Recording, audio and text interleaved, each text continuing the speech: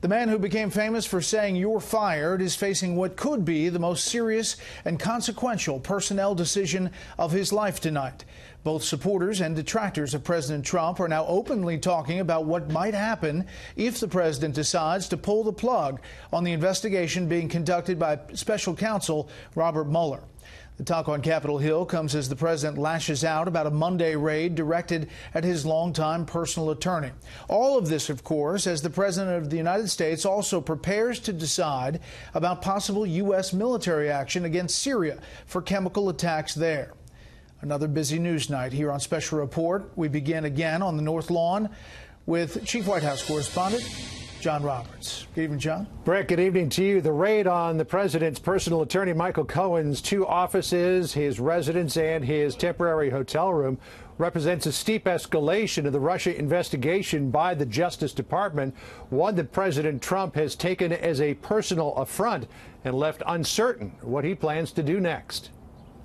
Thank you very much, everybody. Asked again whether President Trump had any thoughts or intentions about firing Robert Mueller, for the first time today, the press secretary did not issue a denial. You've said several times from the podium that the president has neither the intention nor is thinking about firing Robert Mueller. Does that remain the case today? The president was asked this question directly last night, and I'd refer you back to his comments. What the president said last night was sharply different than what he has said in the past, when he has insisted he was not going to fire Mueller. Why don't I just fire Mueller?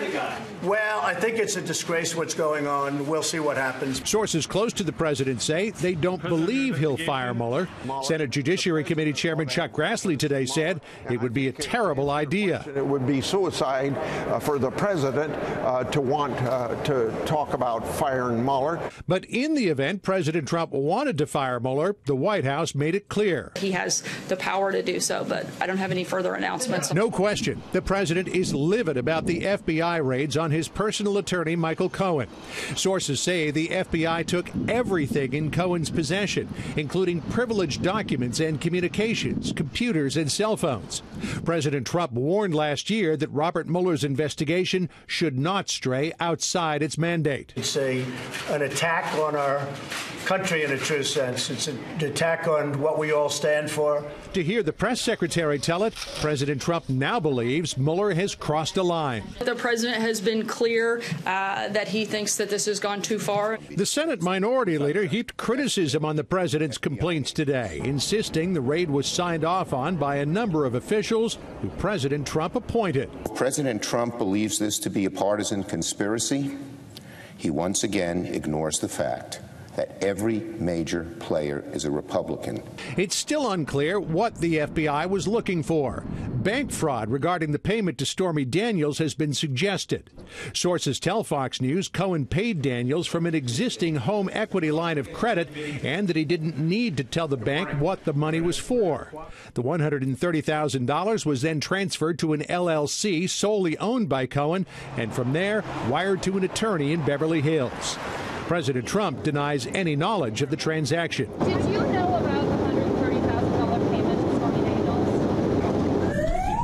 President Trump is also weighing options to respond to the suspected chemical attack in Syria, huddling last night with his national security team, talking with French President Emmanuel Macron and British Prime Minister Theresa May.